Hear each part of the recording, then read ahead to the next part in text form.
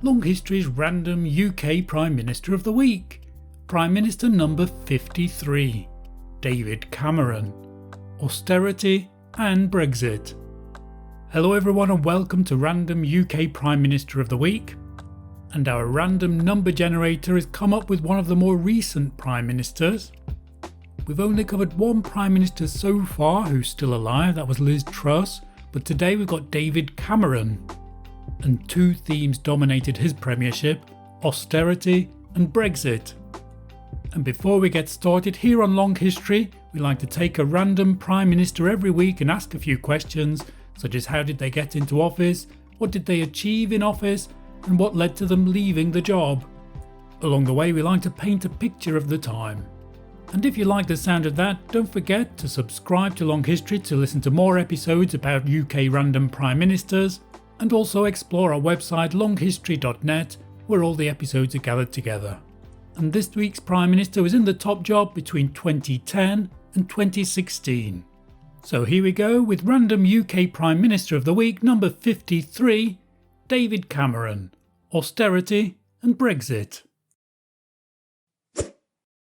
Every school celebrates its famous alumni, but sadly it's unlikely, if you're from the UK, that the Prime Minister went to your school. Unless your school was Eton, of course. It's a much repeated fact that 20 UK Prime Ministers went to this one school. It's also a much repeated fact that 30 Prime Ministers went to one university, Oxford University. Less well known, however, is that 14 Prime Ministers went to both of these establishments. This leads to a rather strange statistic that almost a quarter of Prime Ministers had exactly the same education. And perhaps we could say that these were the most establishment of all Prime Ministers, and of course they were all men. Those Etonian Oxford Prime Ministers are of course a barely remembered relic of the past, when only a select few got a chance at the top job. Thankfully, the UK has moved on, and such a bizarre situation couldn't happen in today's thriving democracy, which goes out of its way, of course, to make the most out of the talents of all its people, not just the people who went to one school in university. What? What was that? Sorry? Oh. What is David Cameron like? Well, we ask the same questions of all Prime Ministers we cover here on Long History. And we haven't actually covered many living former PMs so far, and here on Long History we don't actually want to be too personal or too satirical for that matter. But having said that, we don't want to sit on the fence too much either. And now, if you're from a particular circle of people, Cameron seems perfectly decent, and indeed is the type of person who makes you want to use the clichés about Englishmen. He makes you want to use words like chap. And it's something that's personified in Cameron's official title, the Baron of Chipping Norton. This is like someone out of an Agatha Christie novel.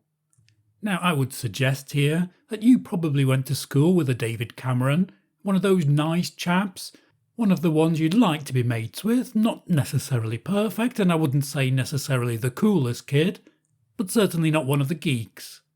Rather just one of the solid, popular people who you knew would do well and would go on to good things. And if you were in that situation and you went to Eton, there's a good chance you'd end up becoming Prime Minister. If you didn't, well, them's the breaks. What was the historical background? Do you remember a time before COVID?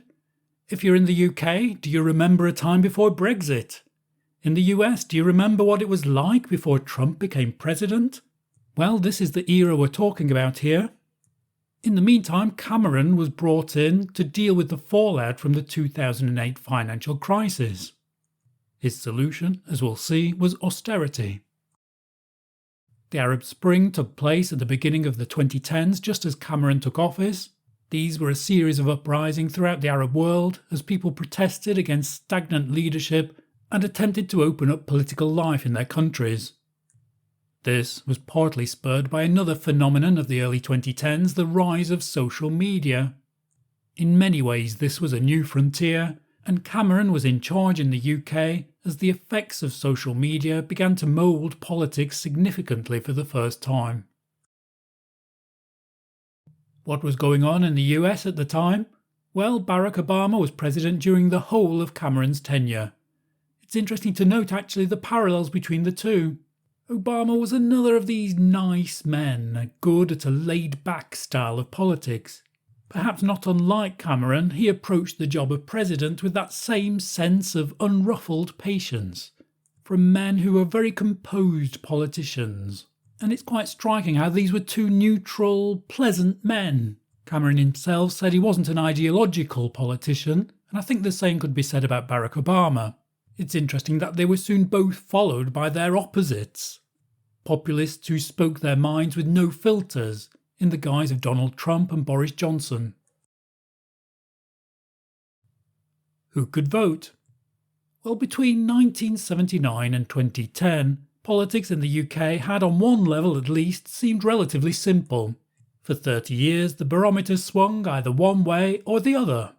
It started with Thatcher in 1979. She came along and swept aside the post-war consensus, winning 3 general elections along the way. And she left a long legacy, with John Major in many ways continuing the same government until it gasped its exhausted last breath in 1997, when Blair came along and swept the barometer in completely the other direction.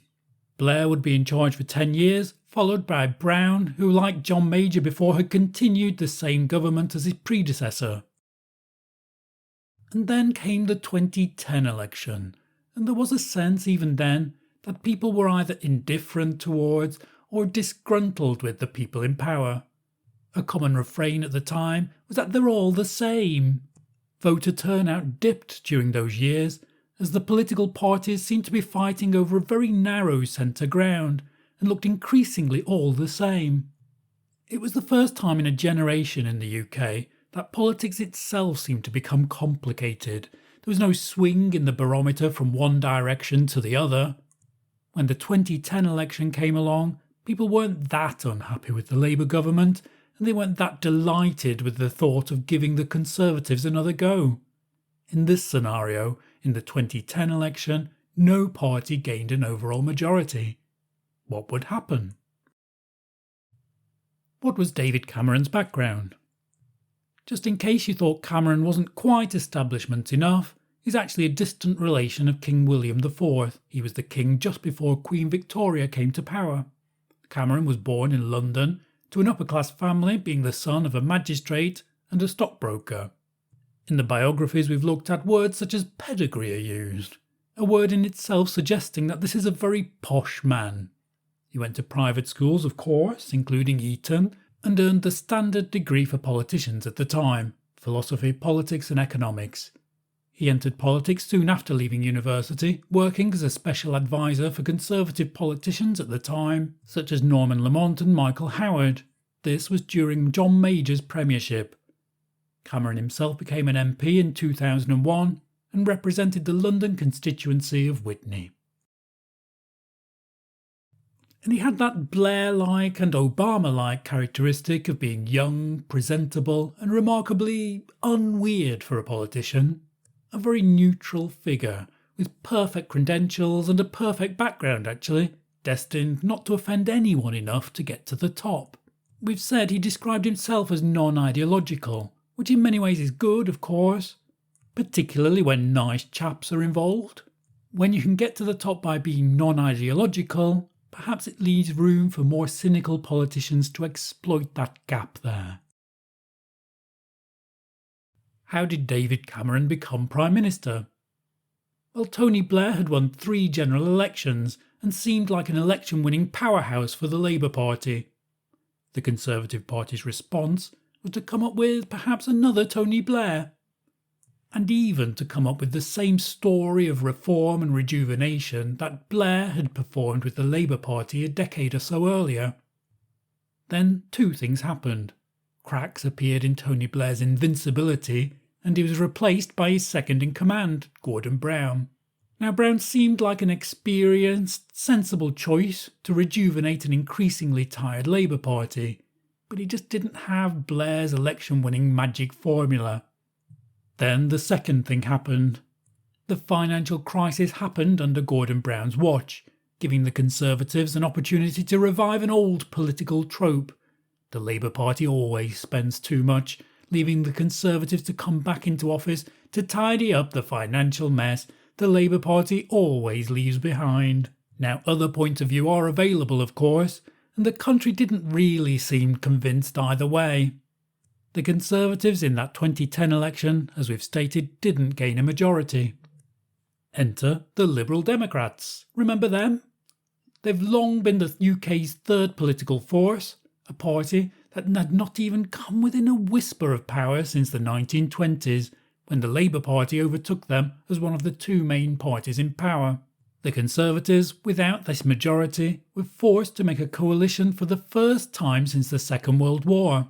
This time with a party led by a man who looked like David Cameron, had a similar background to David Cameron, and was another nice man like David Cameron. Along came Nick Clegg. What were David Cameron's biggest achievements as Prime Minister? So the financial crisis had taken place in 2008, and one of many aspects of this was that the banks had to be rescued in order to keep the financial system working. And now, with Cameron in charge, according to the Conservative Party's version of events, something had to be done to pay for this. The solution for the Conservatives was cuts. According to the Guardian newspaper, for every £100 spent on public services in 2010, by 10 years later only £86 was spent. Britain's infrastructure was put on pause, so hospitals and schools were left to age. One side would argue that these cuts were necessary to continue paying the bills, while the other side would argue that the Conservative Party had a hidden agenda to shrink the size of government. The public were asked their opinion again in 2015, when there was another general election. This would be the ultimate judgment of Cameron and Clegg's response to the financial crisis. And it seems that even Cameron himself was surprised by the result. There had been an expectation of more ambivalence, not least because of the punishing austerity that had been imposed. Instead, however, the British public responded by firmly backing Cameron. It does seem that the British like a dose of foul-tasting medicine, as long as it makes you feel better in the end, of course. The British had, however, rewarded Cameron by allowing him to shrug off his coalition partners and run the country on his own. Surely he'd be delighted with the result. So after all that success, why did Cameron stop being Prime Minister? Well, the end of Cameron's premiership isn't a tale of one, nor two, but 3 referendums. Yes, Cameron resigned because of the Brexit referendum, but there had actually been 2 referendums before the Brexit one. The first one had occurred as a result of that initial agreement to have the Liberal Democrats share the government. This referendum was a vote to change the voting system. However, the result of that referendum was that the current consensus won, so no change was made. Cameron safely won that referendum. More success. The second referendum was for Scottish independence. And again the current consensus won, so no change was made. Cameron won again, so his successful streak continued. And having won 2 referendums already, it was clear that the only way to put this issue of the EU to bed once and for all was to have a 3rd referendum, so that people could, once again, when faced with change, make a clear statement that they just wanted things to stay the same. Well, I'm not sure if you'll have heard, but it was 3rd time unlucky for Cameron. In the previous referendums, he'd ultimately had the support of the Conservative establishment.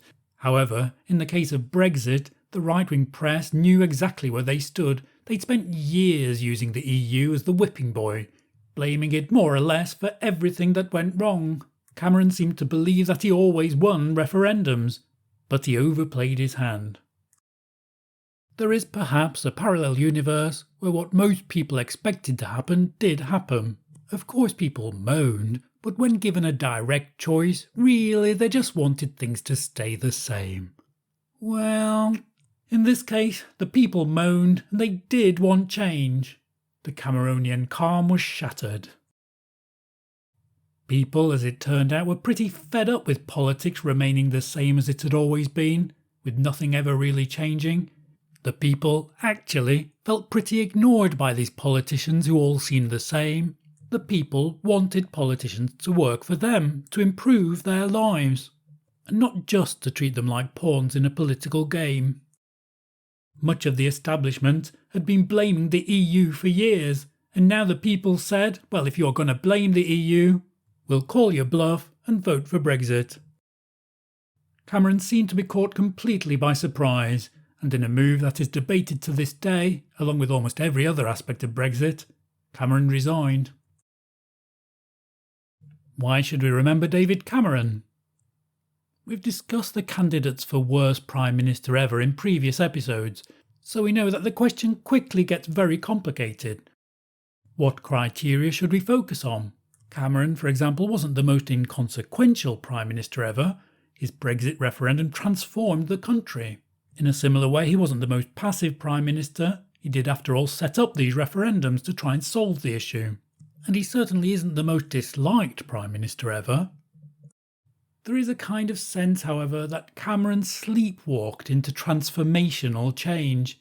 The Brexit referendum led to a long list of unforeseen consequences, which shouldn't really have been unforeseen, as they were the result of one of the alternatives on the ballot paper.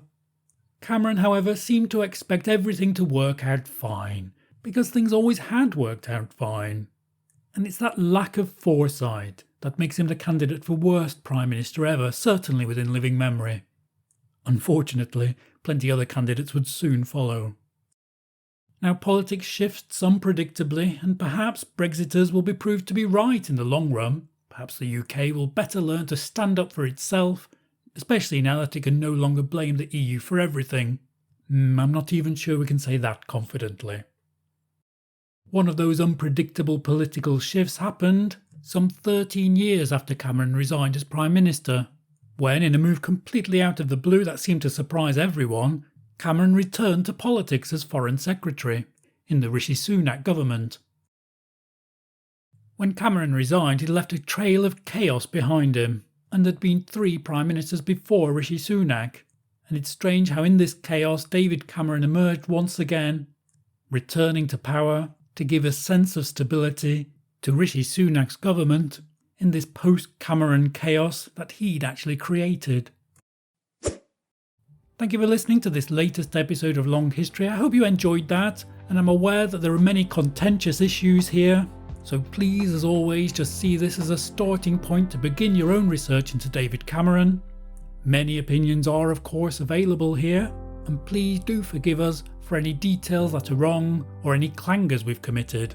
I hope this episode's been okay, however, and if you have enjoyed it, please do give it a like before you move on, and share this episode with anyone who might be interested. Above all, thanks for listening. This was Random UK Prime Minister of the Week, number 53, David Cameron, Austerity and Brexit. Goodbye.